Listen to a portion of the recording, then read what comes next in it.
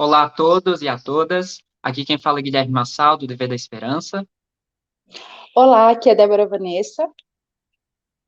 E nós estamos hoje num programa novo que a gente aqui elaborou para bater um papo sobre algumas bases do Projeto Nacional de Desenvolvimento e intersecções também sobre progresso, democracia, desenvolvimento e direitos humanos. Antes da gente dar continuidade no nosso programa,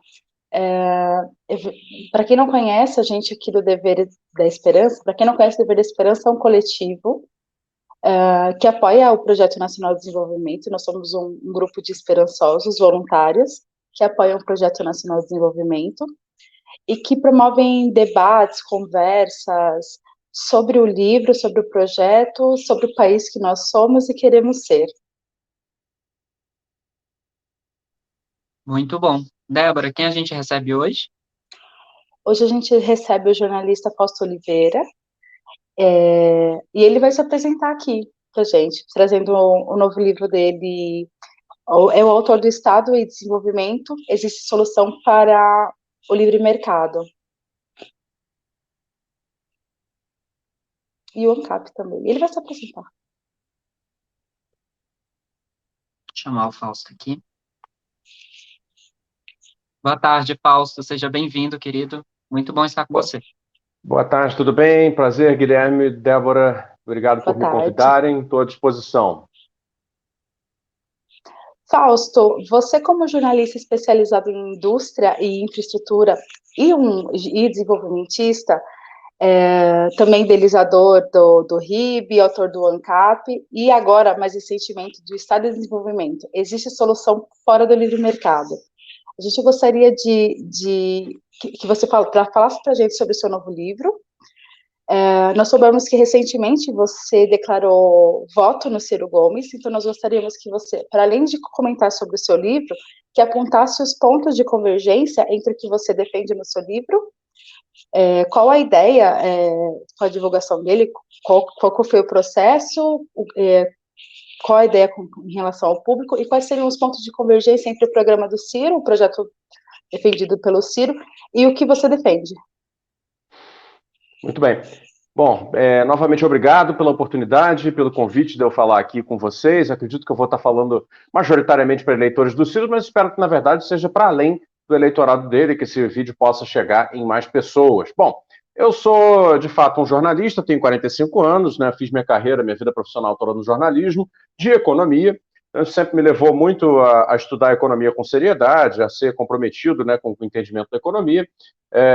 Trabalhei na mídia convencional, percebi como a mídia convencional é um espaço controlado por ideias de economia, todas elas muito próximas, ou, por que não dizer, essencialmente ideias neoliberais, né? Só que é um exercício do neoliberalismo na prática e não na teoria, o que se faz na imprensa. Então, na realidade, é uma espécie sim, de jornalismo militante de uma só visão, e esse é aquele jornalismo que alimenta o debate, o paupérrimo debate público brasileiro, né, no que diz respeito à economia. Muito bem, eu quebrei com isso, né, eu há muitos anos já saí disso, não quero mais voltar, e passei a me dedicar para fazer o oposto disso, ou seja, para construir um jornalismo oposto, um jornalismo de economia oposto a esse que temos, né?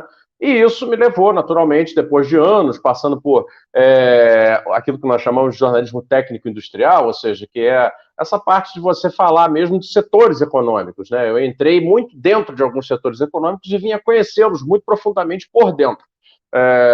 Aliado a um conhecimento prévio e que continuou, né, sendo acumulado com a questão da teoria econômica pelo ponto de vista que a gente chama de estruturalista ou desenvolvimentista e outros nomes que se dá, mas enfim, é sempre essa ideia de que existe uma necessidade de provocar o desenvolvimento. O desenvolvimento não é um fruto espontâneo das forças de mercado, ele precisa ser orientado, direcionado, estimulado, induzido, né, por forças sociais as mais variadas, seja ela o Estado em si próprio, como também, né, as empresas privadas, as cooperativas populares, os próprios trabalhadores e suas representações, etc, etc. Então, adotando essa visão, eu passei a praticar uma espécie de jornalismo alternativo, que ficou conhecido como jornalismo desenvolvimentista. Não é mentira, é isso mesmo, é desenvolvimentista, embora essa palavra hoje tenha um sentido bem mais amplo. E aí, quer dizer, a última iniciativa que eu tomei para levar isso adiante, junto com várias pessoas, outras pessoas que estão nesse mesmo barco, né, economistas, não economistas, enfim, um conjunto de pessoas, foi a publicação desse livro, Estado e Desenvolvimento, Existe Solução Fora do Livre Mercado, no qual eu faço um arrazoado bastante didático, bastante, assim, sintético, né, não é um livro longo, nem de difícil leitura, a respeito do que tem que ser uma visão de economia diferente dessa neoliberal que está sacrificando o Brasil. E cheguei a uma conclusão assim, sobre o que eu faço hoje em dia, que está inscrita na expressão pedagogia do desenvolvimento. O que eu faço hoje em dia? Eu faço uma pedagogia do desenvolvimento. Eu tento traduzir e popularizar para a sociedade brasileira contemporânea do nosso tempo uma ideia de desenvolvimento, uma ideia de que existem perspectivas, uma ideia de que existem possibilidades de futuro, mas de que essas ideias dependem de certas orientações para se realizar, né? E isso me leva a uma compreensão muito clara do seguinte: ora, eu acabei fazendo parte de uma espécie de renascimento que eu nem esperava que fosse acontecer. Eu me sinto muito feliz de fazer parte disso, né? Um renascimento da ideia de desenvolvimento para o Brasil, para a América Latina e para o mundo, por que não dizer, né? A ideia de desenvolvimento dos países não desenvolvidos está renascida, já voltou, né? Não vai mais voltar para a caixa, ou seja, ela está aí e vão ter que lidar com isso, custe o que custar, né? Em alguns casos a gente vai ser bem sucedido, em outros não, mas o fato é, ela está aí e vão ter que lidar com isso.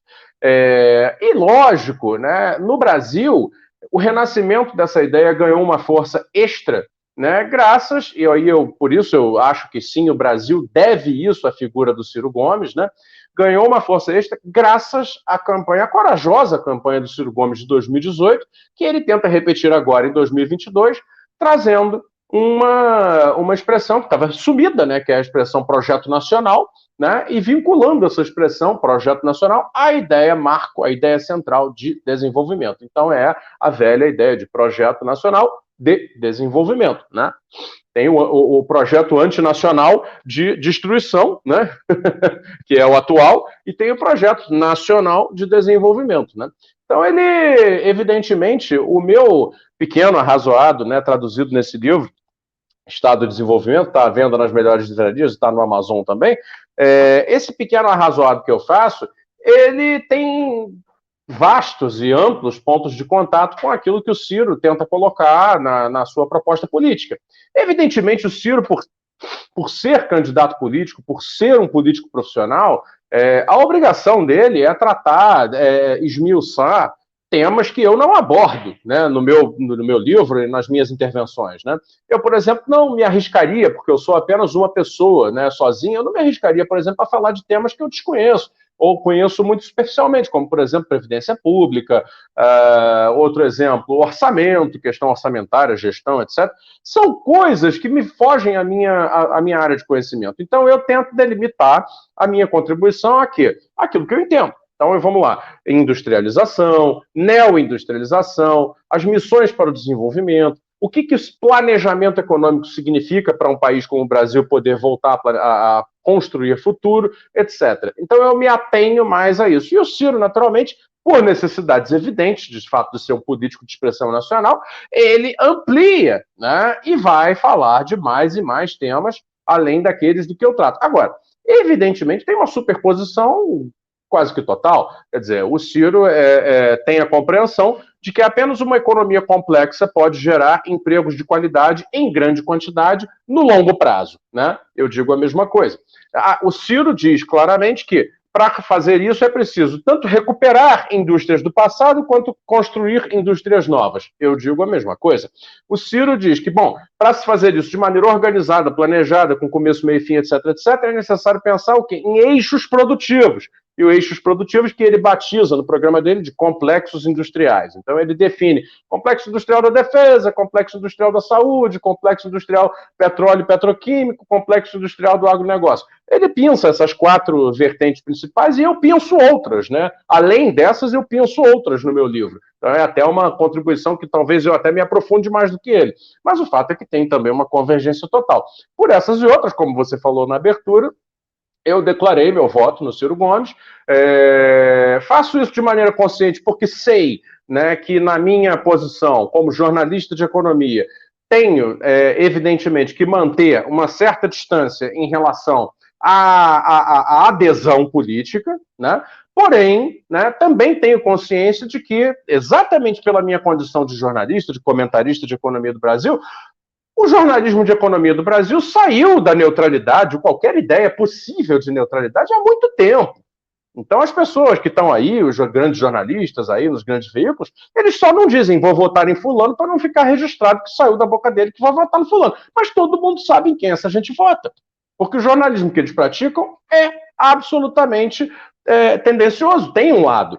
E esse lado as pessoas conseguem identificar perfeitamente em determinadas candidaturas. Então, assim, feito isso, eu tomei a decisão ética, responsável, me responsabilizo por ela, de dizer publicamente, sim, eu voto no Ciro Gomes, e sim, eu acho que existem convergências entre aquilo que eu proponho e aquilo que eu falo, e aquilo que o Ciro propõe e o que ele fala. Portanto, essa é a razão. Gostaria de terminar minha primeira fala dizendo o seguinte, me revolta, me dá tristeza, me dá engulho, na verdade, que a nossa campanha eleitoral esteja sendo cooptada por superficialidades. Eu tenho falado muito sobre isso nas minhas redes sociais, e é uma lamentação. Eu acho que o Brasil não tem a menor perspectiva, tá, de construir futuro, de realmente resolver os problemas estruturais que afetam os milhões de brasileiros de maneira tão grave, discutindo superficialidades. E aí, as pessoas que me desculpem, mas assim, a discussão de uma eleição presidencial num país presidencialista com urgente necessidade é a discussão do que se vai fazer com o país.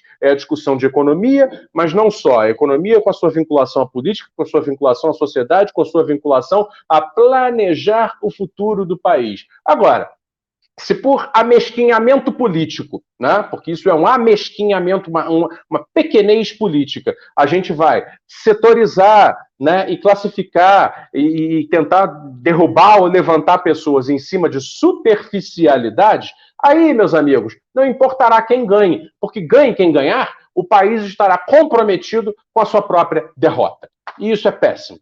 Então eu faço aqui um apelo, entendeu, de que a campanha eleitoral, a partir de agora, retorne aos debates que realmente importam. Eu quero ver quem é que vai ter, né, a capacidade de discutir, afinal de contas, aquilo que importa. Né? Se nós levantarmos o tema daquilo que importa, quem vai ser capaz de discutir? Né?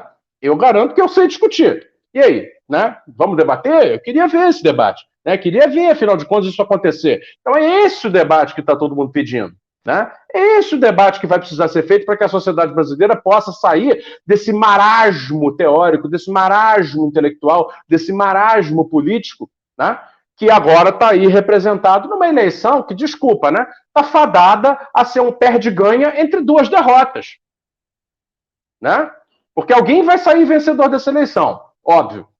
Mas é um perde-ganha entre duas derrotas. Se não houver uma real, né, proposição de futuro que quebre com essa construção de 40 anos de miséria e estagnação que nos trouxe até aqui. Tá? Mas eu vou deixar vocês fazerem outras perguntas aí para a gente dar prosseguimento. Obrigado. E nesse caso que você colocou, quem quem perde somos todos nós, né? Isso que é o problema. Sim. Já que você falou, então, de reindustrialização, de geração de emprego e renda, de desenvolvimentista, eu gostaria que você começasse exatamente por esse ponto. Na sua percepção, qual que é o papel do Estado no desenvolvimento do país? É um papel fundamental. O Estado tem um papel central no desenvolvimento de qualquer país. Ele teve um papel central e fundamental no desenvolvimento dos Estados Unidos da América, teve um papel central e fundamental no desenvolvimento da Europa Ocidental pós-guerra. Nos casos de desenvolvimento anteriores à guerra, também na Europa, teve um papel central no desenvolvimento japonês, está tendo um papel central no desenvolvimento chinês, teve um papel absolutamente central no desenvolvimento coreano. Não há caso de país que completou o ciclo do desenvolvimento e que precisa mantê-lo, né? Porque isso não é uma coisa, não é como se fosse uma corridinha que você chega, completou e parou. Não, é preciso mantê-lo, né? Chega um ponto em que ele acontece, ele é um fenômeno, né? Ele se assenta sobre a sociedade percebe e incorpora isso, né? E uma vez assentado, ele é mantido, né? E para mantê-lo é uma outra discussão, existem várias condições para que isso aconteça. Né? O fato é, não houve nem construção e nem manutenção de desenvolvimento socioeconômico em nenhuma parte desse planeta, né, sem que houvesse a coordenação do Estado. Por quê? Por uma razão muito simples. A economia, tal como ela vem sendo exercitada até hoje na história humana, ela é, tá, um grande território de conflitos de interesse. Olha, se os interesses que são conflitantes são deixados conflitar, né, naturalmente, sim, livremente, o que acontece é a autofagia do sistema. O sistema começa, que é o que se dá no Brasil atualmente, né, o sistema começa a replicar a tendência de fortalecer o forte e enfraquecer o fraco. Então, assim, veja, não é verdade que basta fazer política de redistribuição para combater a desigualdade e que isso será suficiente, exatamente pelo fato de que você está enxugando o gelo. O que precisa é ou colocar o gelo na geladeira ou entender que não tem que existir gelo, deixa derreter e dar água para todo mundo. Enfim, é uma metáfora meio boboca aqui, mas é isso.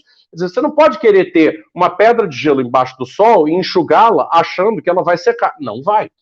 Tá? Então é preciso alterar a lógica do sistema. O desenvolvimento pressupõe isto, é uma alteração estrutural, e essa alteração estrutural ela tem que acontecer a partir daquilo que nós chamamos de estrutura produtiva, né? A caracterização básica do desenvolvimento se dá por uma mudança na estrutura produtiva. Hoje, por exemplo, no caso do Brasil, que todo mundo vai saber compreender bem, a estrutura produtiva brasileira é o quê? É o setor da agropecuária, o setor da mineração, o setor das finanças, né, ali na alta parte da apropriação da riqueza, e um oceano de ocupações, né, e empresas e ocupações, individualmente falando, de baixa produtividade e, portanto, de baixa remuneração, é o setor de serviços. Né?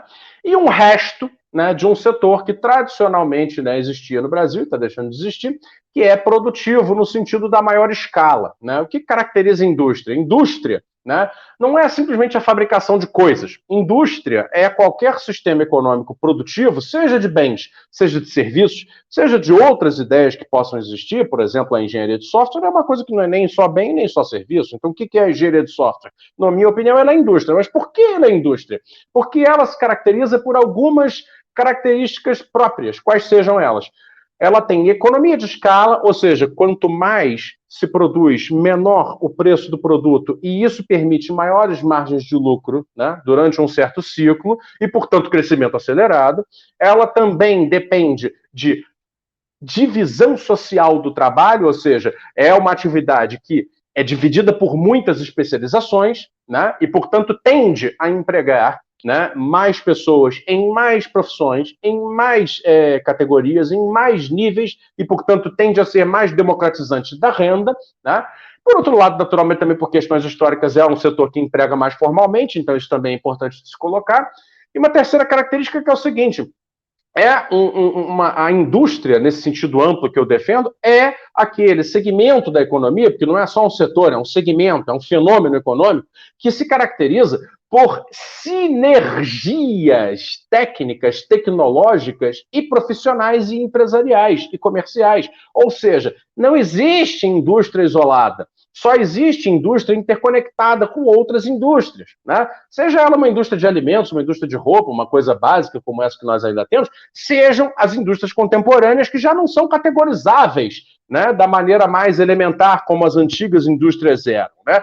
Todas elas apresentam essa característica da sinergia. E a sinergia significa o seguinte: quando você tem um polo produtivo de uma determinada coisa, quanto mais complexo ele for, mais ele demandará serviços e produtos de outros polos produtivos. E, portanto, você inicia, quando você faz isso, ciclos virtuosos, né, de atividade econômica, que necessariamente, sendo eles, né, com grande escala crescente e com divisão social do trabalho ampla, né, e com sinergias, são tendentes à inovação e são tendentes à geração de crescimento econômico de longo prazo, que é o próprio desenvolvimento. Vocês entenderam? Então, assim, é básico. Então, assim, não se pode pensar o futuro de um país como o Brasil sem pensar um novo tipo de industrialização, sobre o qual eu gostaria de falar mais daqui a um pouco, né? E, portanto, quem não promete um novo ciclo de industrialização, e não basta prometer da boca para fora, tem que dizer como vai fazer, tem que ter a ideia, tem que pensar. Por isso é importante debater, por isso é importante sair da superficialidade, né? Quem não tem esse discurso, na verdade, está com um belo pastel de vento na mão. né? E eu acho que a sociedade brasileira chegou num ponto que não vai dar mais para aguentar mais um ciclo de pastel de vento, né? Esse corpo chamado Brasil precisa de nutrição séria. É isso que nós estamos falando, né? Essa é a razão. Então é isso, assim, devolvo para vocês. Muito bom, Fausta. Você tem falado assim dessa falta de horizonte, né, nacional. Eu assisti a participação sua lá no Café Canhoto, quando você está falando do Ciro no JN, e você falou da sua origem brisolista, e eu me pergunto da falta de lideranças em diversos campos ampliados que apresentem um horizonte nacional, que discutam esse horizonte. E pensando a falta da percepção desse horizonte nacional, que passa por um projeto, qual seria o lugar do Brasil no mundo, nessa vanguarda, para a gente construir um novo horizonte? Como é que você percebe isso? É isso mesmo. Eu até, na verdade, acho que, vamos dizer, se o nosso grande, né, saudoso Leonel Brizola tivesse aí vivo hoje, ele teria atualizado muito da sua visão geopolítica, né? Porque, óbvio, não haveria como não fazê-lo. Eu acho que o Brizola hoje estaria numa posição de dizer, né, que o Brasil, com a sua vocação para potência média regional, que age em nome da conciliação e da paz, porque a geografia do Brasil, né, não permite, né, a adesão cega a nenhum polo. Né? E a política do Brasil não tem essa tradição, desde Oswaldo Aranha, né, quando nós formatamos a nossa política internacional de vez para o mundo. Você vê, por que o Brasil é o primeiro país a falar sempre na Assembleia Geral da ONU? Porque Oswaldo Aranha, nosso grande diplomata, né, salve, salve, o grande Itamaraty de Oswaldo Aranha, foi o sujeito que chegou e disse, não, cara, a ordem mundial tem que ser plurinacional. Né? Então é preciso, é necessário haver, né, espaços de coletivos internacionais onde todos os polos geopolíticos possam, né, dialogar. Então essa é a vocação do Brasil. Eu acho que hoje o Brizola estaria numa posição que acredito que seja muito próxima àquela que o Ciro defende, que é o seguinte, o Brasil tem o direito a almejar novamente um espaço no concerto das nações, no cenário internacional, de dignidade, de respeito como potência média. Né? O Brasil não tem e não pode ter pretensões hegemonistas por diversas razões. Mas o que é reservado a uma potência média em termos de vida social? Né? Qual é a vida social interna, doméstica, de uma potência média regional como o Brasil pode ser? Só existe bondades nesse cenário. Isso é uma coisa muito pouco comentada. Se o Brasil conseguir realizar essa presença geopolítica, significa que terá realizado antes e terá que continuar realizando a partir dali um cenário de bondade socioeconômica para o seu próprio povo. Por quê? Sem realizar, né, o aumento da renda per capita em termos significativos e perenes, sem realizar a universalização de direitos e atendimentos públicos essenciais a toda a sua sociedade, né, de forma perene e em alta qualidade, a partir dali e dali para diante. Né, sem realizar uma reestruturação produtiva que tire saia desse cenário em que o forte se fortalece e o fraco se enfraquece, sem fazer isso, sem mudar essa estrutura e transformá-la numa estrutura, recusar, numa estrutura em que, né, você nivela o jogo e nivela o jogo através de uma nova industrialização que, guardadas as características que eu descrevi antes, né, possa fomentar a democratização da riqueza e a democratização das oportunidades de vez, né, sem fazer isso, não tem a vocação brasileira geopolítica. Então, uma vez que o Brasil realiza essa vocação geopolítica, será porque antes terá realizado a sua necessária reforma interna, e essa reforma é socioeconômica e ela depende de um projeto de nação, de um projeto de país para acontecer. Então, assim, nós estamos numa clivagem histórica, tanto no mundo como no Brasil. É um momento, como popularmente se diz, de dá ou desce. Né? Lamento muito usar uma expressão tão antiga, eu sou careca, tenho 45 anos, sou branco, homem, fui machista, não sou mais, né? Talvez tenha sido racista em alguns momentos, me penitencio todo dia por essas coisas. Agora, desculpa, é um momento de dar ou desce. O Brasil está no seguinte momento, ou pega agora e faz um projeto nacional para daqui a décadas, né, colher excelentes frutos, ou, mais uma vez, se entrega ao vazio, à falta de horizonte, e no vazio e na falta de horizonte não constituirá nada. Vai ficar mastigando pastel de vento até sabe-se lá quando. E aí eu pergunto a vocês, que são jovens, acham que a democracia brasileira aguenta? Acham que a sociedade brasileira aguenta? Acham que os jovens vão ter perspectiva de futuro e vão se sentir felizes daqui a 10, 20, 30 anos? Acham que a população brasileira infantil, infanto-juvenil agora vai ter um futuro promissor diante disso? Não, não terá. Então é muito claro, a clivagem que o mundo chegou recentemente com essa questão da reorganização dos polos mundiais, etc., se reflete no Brasil, dialeticamente, se quiserem, para os marxistas não ficarem com muita raiva de mim, né, se reflete, né, como uma clivagem interna que é essa. Ou bem o Brasil declara sua independência política agora e diz, não, nós vamos para lá, ou então não vamos para lugar nenhum, e aí, amigos, vai ser péssimo, vai ser doloroso, vai ser muito ruim. Então, é essa a responsabilidade histórica que está colocada na nossa mão nesse momento. Muito interessante a forma como você coloca isso, porque o próprio Ciro também, ele não está fazendo, não há uma sugestão de nada tão inovador, é o que já propõe, é o que está na Constituição Federal, né? A gente só não cumpre. Por exemplo, no artigo 4º da Constituição, tá lá, o Brasil rege-se nas suas relações internacionais pelos seguintes princípios: independência nacional, prevalência dos direitos humanos, autodeterminação dos povos, não intervenção, igualdade entre os estados, defesa da paz, solução pacífica dos conflitos, repúdio ao terrorismo e ao racismo, cooperação entre os povos para o progresso da humanidade, concessão de asilo político e outras coisas. Então, basicamente, o que vocês estão defendendo é o que já está na nossa Constituição, só não tem sido aplicada da forma como deveria.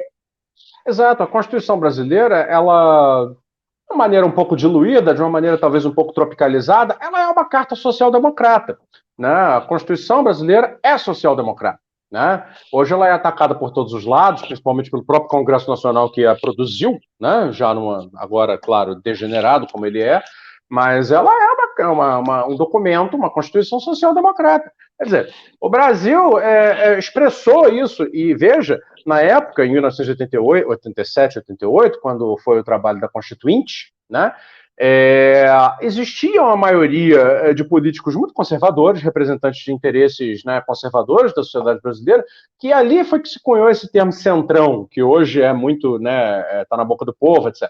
Ali nasceu o centrão. Eu me lembro da entrevista do Delfim Neto, que na época assim, foi muito comentada. Ele dizia, não, o Centrão é o que é o bem do Brasil. Já então havia uma desconfiança sobre o que era o Centrão. O Delfim Neto era deputado federal constituinte, né? Ele assinou a Constituição brasileira, junto lá com o Ulisses Guimarães, junto com tantos outros grandes pedetistas históricos, como Doutel de Andrade, Brandão Monteiro, né, Carlos Alberto de Oliveira, etc. Os petistas não assinaram, né? É bom lembrar isso. E é isso, quer dizer, é um documento social-democrata, ou seja, mesmo naquele contexto, né, de uma hegemonia conservadora dentro do Congresso Nacional da Redemocratização, né, Congresso esse que havia negado ao povo a emenda Dante de Oliveira poucos anos antes, ou seja, negou ao povo a eleição direta a partir do movimento de direta já, vamos recuperar a história, né? Esse mesmo Congresso conseguiu produzir uma Constituição social-democrata. Aí você me diz, qual é a vocação do Brasil na redemocratização? Era social-democrata. É evidente. É patente. Chega a ser nojento a maneira como travestiu-se o Brasil. Como pegaram a missão que o Brasil se impôs em 1988 e se degenerou, se deturpou de todas as maneiras possíveis. Por qual razão? Né? Por uma adesão vergonhosa, tácita, silenciosa, autossabotadora, boicote total, entendeu? Ao neoliberalismo. Né? A partir do quê? A partir do Fernando Henrique. E do Collor, na verdade. Né? Mas, enfim, aí no Fernando Henrique se institucionaliza isso, se criam os meios para que isso vá adiante e tal. E aí inicia o grande processo de desindustrialização brasileira que só piorou depois, né? E por aí vamos. Agora, o fato é, se nós, em 1988, tivemos a condição de produzir uma Constituição social-democrata, é porque nós temos essa como vocação. O Brasil está destinado, em algum momento da sua história, refazer o acordo social e construir uma social-democracia de fato. É evidente que isso não vai ser feito com um Estado controlador de toda e qualquer atividade econômica, com um Estado absolutamente gigante que abra uma empresa Brás para qualquer coisa que existe. Não, não. Eu acho que também nem tem ninguém que esteja propondo isso, né? Quer dizer, evidentemente a candidatura do Lula não propõe isso, porque, né, não propõe nada. A candidatura do Ciro também não propõe isso, né? As demais candidaturas são ou neoliberais ou quase neoliberais. Então, assim, isso está fora de questão, né? É claro que a iniciativa privada tem um papel que é importantíssimo, isso eu coloco no meu livro, né? Microeconomia, ou seja, ali onde a atividade econômica é realizada, deve haver a prevalência da iniciativa privada. Por que razão? Porque a iniciativa privada tem características que são necessárias à produção dos bons resultados socioeconômicos, né?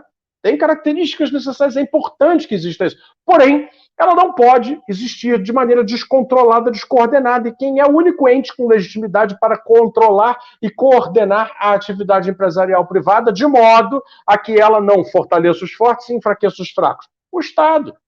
É necessário que seja um Estado à moda antiga, aquele Estado pesadão, controlador, burocratizante, etc, etc. Não tem a menor necessidade disso. Menor. É perfeitamente possível se desenhar instrumentos de Estado que sejam leves, inteligentes, digitais, fáceis de compreender, facilitadores da atividade empresarial privada, etc, etc, mas que não abdique da sua necessária função reguladora e indutora, né? Reguladora, para não haver o fortalecimento dos fortes e o enfraquecimento dos fracos, né? Para que o nível do jogo se nivele, e indutora para quê? Para que a gente possa produzir a mudança estrutural que todos nós sabemos que precisa haver na economia brasileira.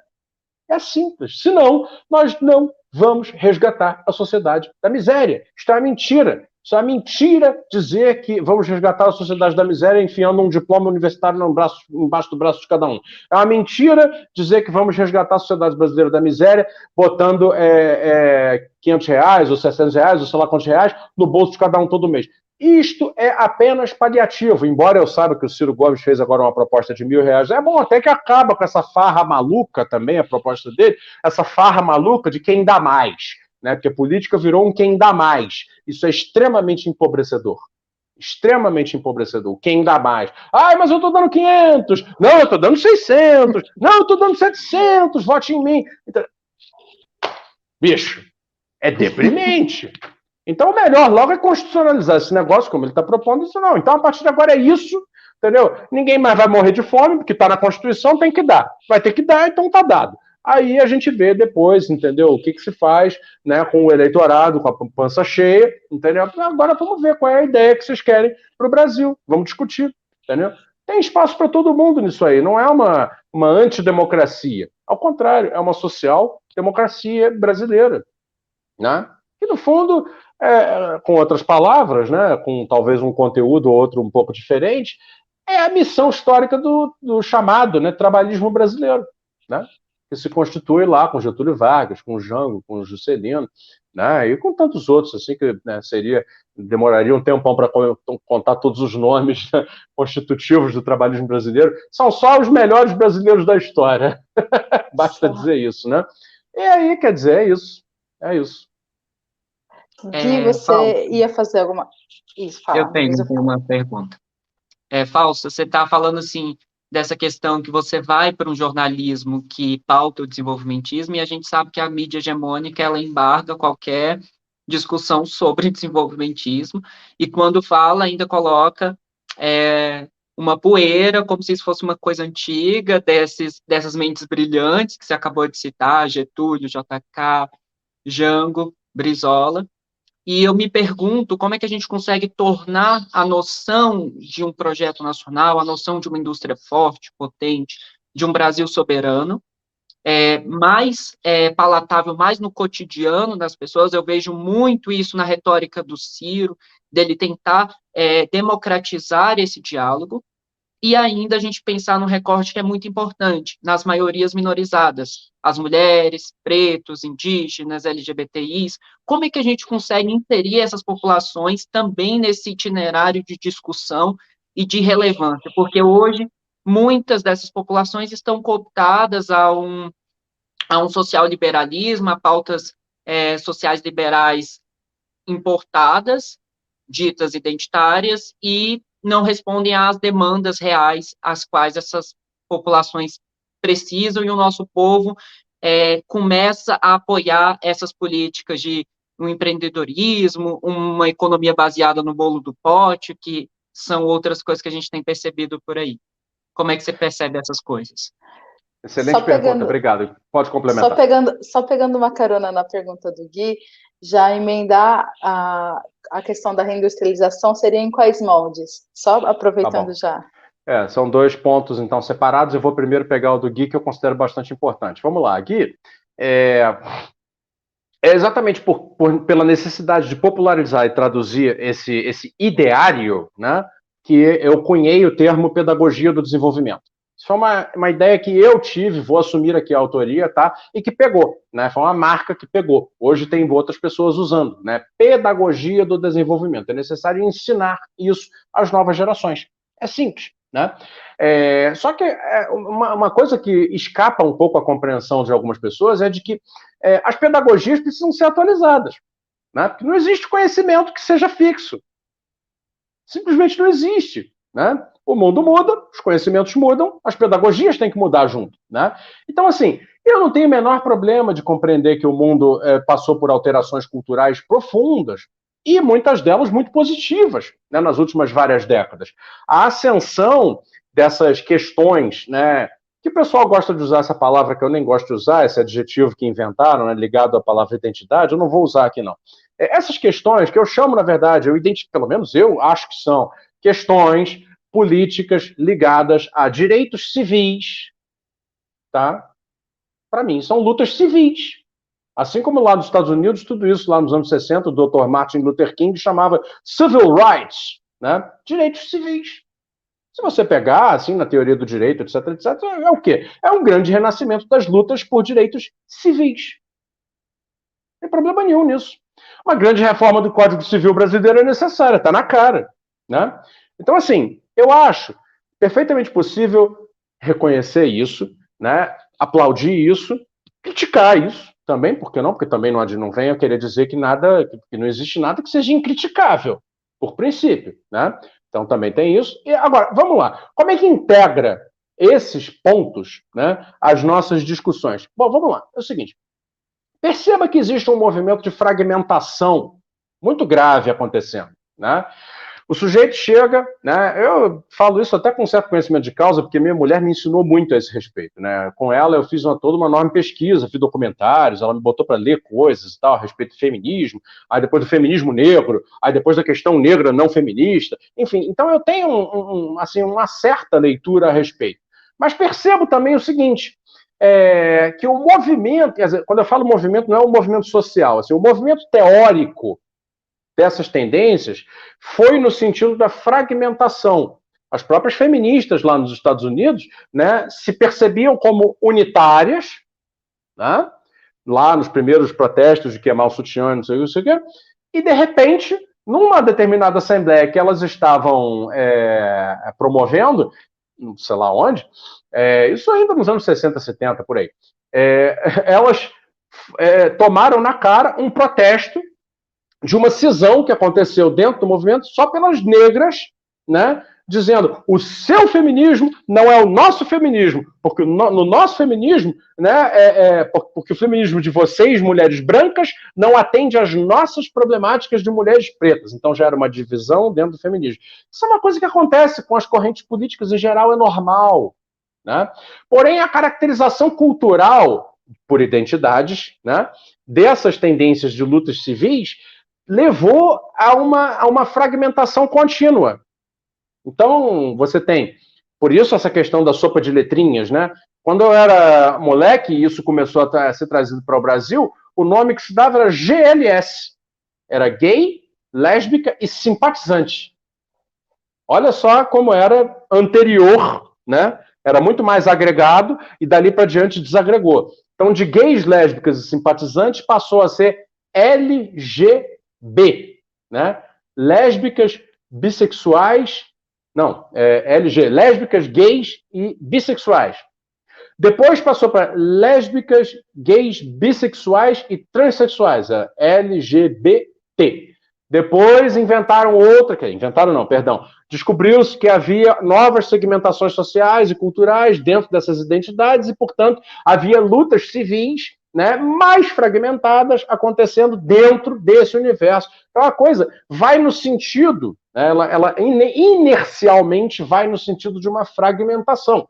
Muito bem. E a gente está falando de projeto nacional, de construção de país e de indústria e não sei mais o quê e tal. E como é que essas coisas dialogam? Bom, eu tenho uma resposta para isso que é a seguinte, tá? Todo fragmentado, né? E quando eu falo fragmentado é sem sentido pejorativo. Toda pessoa que tem a sua atividade política fragmentada porque quer, porque escolhe fazer a luta do não gênero dentro do LGBTQIA, não sei o que, entendeu? Assim como do negro que é da periferia ou do negro que é isso ou aquilo, sei lá, entendeu? Toda pessoa que está dentro de uma fragmentação política pode até não gostar da ideia, ou pode até não se perceber assim, mas ela também faz parte de uma unidade. Né? O negro brasileiro não está na mesma luta política que o negro dos Estados Unidos. Assim como o gay brasileiro, a lésbica brasileira, o transexual brasileiro, o queer brasileiro, o agênero brasileiro, o intersex brasileiro, o que mais? Sei lá. Né? Não tem. Todos eles estão nas suas lutas civis dentro de um contexto que não é nem o dos Estados Unidos, nem o da Europa, nem o de lugar nenhum, é o do Brasil. E o que isso comunica? Isso comunica o seguinte, que você pode se fragmentar o quanto você achar por bem se fragmentar politicamente. Isso não vai separar você da unidade maior que te abarca. E aí, eu acho que todos têm que ter a maturidade e a responsabilidade de lidar com isso. Né? E aí é natural que, num contexto de falta de horizonte, falta de projeto, absoluto vazio político em que nós vivenciamos, que nós experimentamos hoje no Brasil, né, o sujeito que se fragmenta até um nível de fragmentação dentro da fragmentação, o que resta para essa pessoa pensar o seu próprio futuro, ou o futuro do seu grupo? Uma ideia de autonomização, uma ideia de atomização, uma ideia de construção de uma comunidade isolada do restante da sociedade. Daí a anexação disso, que é muito fácil, a cooptação muito fácil pelo empreendedorismo neoliberal, porque aí, claro, quer dizer, basta um banco como Santander, ou Itaú, ou qualquer que seja, dizer, aqui nós somos amigos da diversidade, nós oferecemos crédito para o seu empreendimento queer, depois, para o seu empreendimento intersex, para o seu empreendimento negro de periferia daqui até ali. Dali até mais depois a gente vai oferecer um outro crédito. A cooptação está dada. Então, é do interesse do neoliberalismo, né, a manutenção dessa fragmentação. O que não me faz discordar da fragmentação, e esse é o ponto que precisava ficar mais claro na cabeça. Não existe uma disputa acontecendo aqui. Eu não quero acabar com as lutas fragmentadas. Eu não quero acabar com as lutas civis. Ao contrário, eu sou solidário às lutas civis. Só que eu preciso que as lutas civis entendam que enquanto elas não se reconhecerem como uma parte, ainda que fragmentada, não tem problema estar fragmentada, de uma unidade maior, e que dependem da unidade maior rodar bem, funcionar bem, melhorar, para que ele, como fragmento, também vá bem, enquanto isso não ocorrer, temos um problema. E é o que temos agora. Temos um baita de um problema. Né? Não vai adiantar você achar que, né? Mas então eu vou colocar a identidade mais específica no orçamento federal e vou abrir uma secretaria, né, federal para gerenciar o orçamento dedicado anualmente para políticas da identidade mais específica que existe. Ainda assim, continuará marginalizado, continuará sofrendo todos os problemas que sofre. Por quê? Porque a totalidade que lhe engloba, né, degenerou. Não vai haver uma iluminação do fragmento se a totalidade degenerou. É simples. É meio autoexplicativo isso. Então, o que essas pessoas deveriam estar compreendendo é a necessidade de, embora se mantenham nas suas pautas fragmentadas no excelente sentido, tá? Não estou dizendo que fragmentação é igual a coisa ruim, não é isso. Mas, assim, a partir do momento que você se especializa na luta política e que você vai para dentro dela de uma maneira dentro de uma especificidade que te leva a ser um militante por direito civil, né? Sem você estar integrado numa visão de totalidade que construa, né, um futuro para a totalidade, amigo, esquece. Ou você é presa fácil do neoliberalismo que quer essa fragmentação, quer mantê-la, quer aprofundá-la, para que a totalidade brasileira jamais emerja, né? Ou você vai submergir junto com a totalidade brasileira. É muito simples. É muito simples. Então, eu diria que é assim que eu respondo. Bom, a outra pergunta, então, que a Débora fez, com relação a que nova indústria, que cara é essa, né? O que nós queremos construir, né, para mudar a estrutura brasileira, a estrutura produtiva brasileira, dado que nós estamos em 2022, não estamos mais em 1940, nem em 1950, né? Então é óbvio que você falar agora, em 2022, de botar um monte de indústria de aço, cerâmica, vidro, né, alumínio, né, indústrias de base, né, combustível fóssil no Brasil, não é suficiente. Né? É evidente que não é suficiente. Isso aí eu já cansei de falar em milhares e milhares de intervenções pela internet, que é insuficiente. No meu livro, que está ali, eu vou mostrar mais uma vez, está à venda nas melhores livrarias e também está na Amazon, podem adquirir, né? É muito interessante, a pedagogia do desenvolvimento está toda aqui. No meu livro eu coloco, tem um capítulo até grandinho, dizendo exatamente sobre isso. Então, qual é a nova indústria? Né? Até pedir um parênteses assim, eu nem falo em reindustrializar o Brasil, eu falo em neo-industrializar o Brasil. É preciso uma neo-industrialização, é uma nova industrialização, é um novo ciclo, uma nova característica. Porém, assim como, né, a segunda revolução industrial foi uma neo-industrialização em relação à primeira, sem perder as características fundamentais, ganho crescente de escala, divisão social do trabalho ampla, né, sinergias, né, tendência à inovação, etc., etc., assim como a terceira revolução industrial foi uma neo-industrialização em relação à segunda, sem perder essas características, ora, o Brasil precisa empreender um esforço intelectual, político e econômico agora de neo-industrialização, né, que é em relação aos ciclos anteriores do próprio Brasil novo, mas que mantém as características. Bom, como é que a gente faz isso? Vamos lá. Apresentando missões para o desenvolvimento nas seguintes áreas. A gente precisa pegar o que restou da indústria brasileira de farmacêutica e transformar numa farmacêutica de alta sofisticação. Como se faz isso? Eu detalho no livro, por favor, leiam o livro.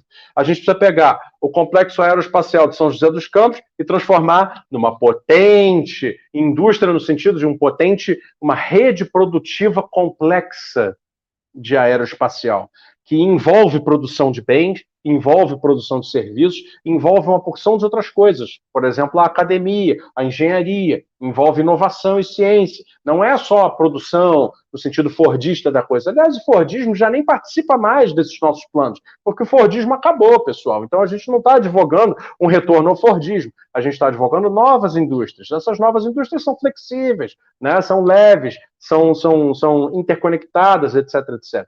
Então, a gente está advogando o quê? Pegar o agronegócio brasileiro e fazer, sem ter vergonha de dizer isso, fazer a substituição de importações. Todo mundo fez substituição de importações. O Brasil tem fabricantes de maquinário agrícola.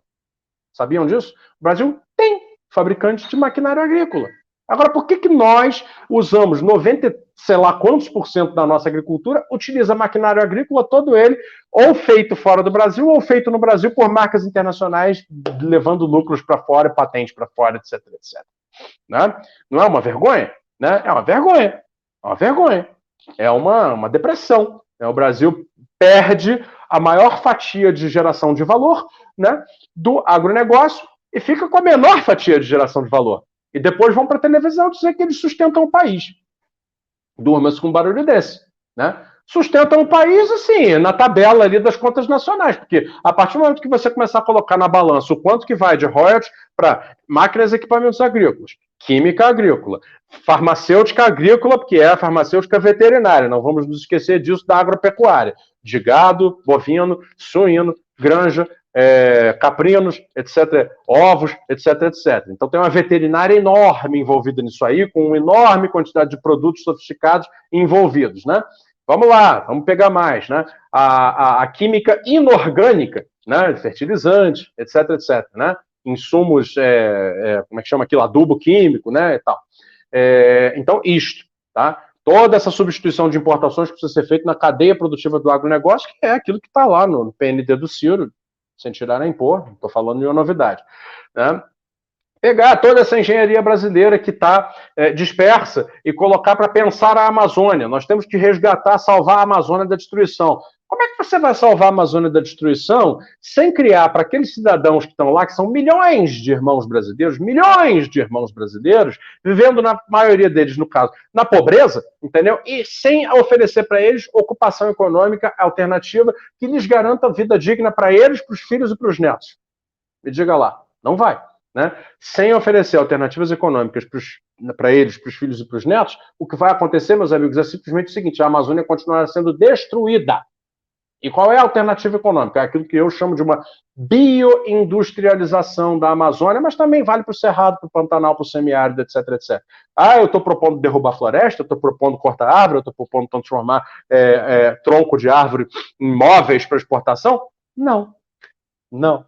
Eu estou propondo utilizar a informação que existe dentro da massa vegetal e da massa biológica como um todo, porque inclui insetos, animais, seivas, secreções, as mais variadas formas da biodiversidade brasileira, que é gigantíssima, e está lá nos biomas, essa informação esperando ser codificada em produto.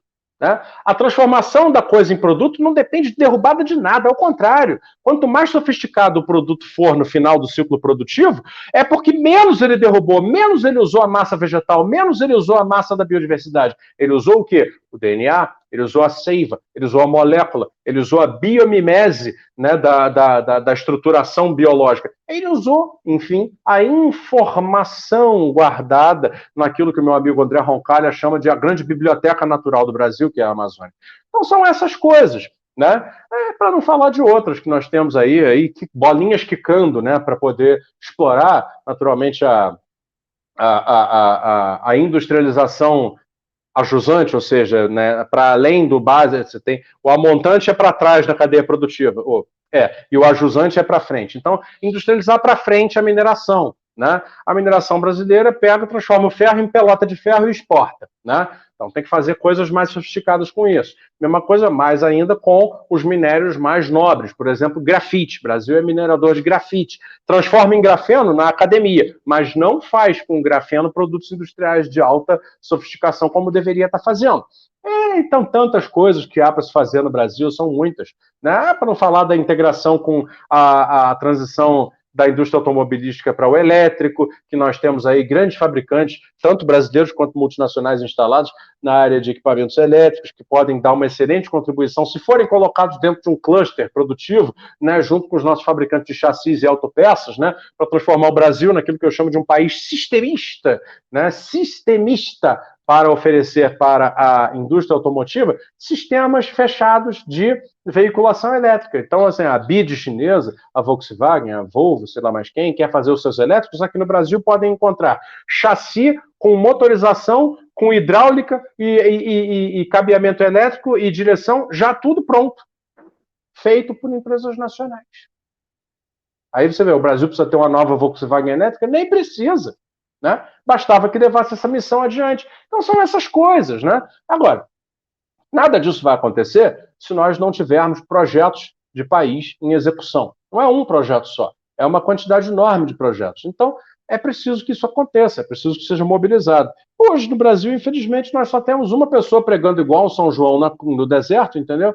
Dentro do cenário da maior política, né, por essas ideias. O nome dele é Ciro Gomes, é por isso que eu voto nele, falo sem o menor pejo, sem o menor problema, não estou rompendo a minha ética profissional em declarar meu voto, ao contrário, como eu já expliquei antes, uma porrada de colegas aí da profissão não declara da boca para fora, mas milita a favor de candidatos na publicação de notícias e artigos de opinião. Então, está tudo no jogo jogado, nivelado. Posso perfeitamente dizer que, dado toda essa formulação que eu apresentei ao longo de 1 hora nesse programa, é claro que o meu voto só podia realmente ir para o Ciro Gomes, é por isso, está explicado.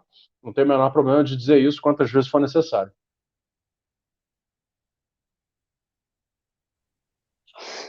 Muito bom, Fausto.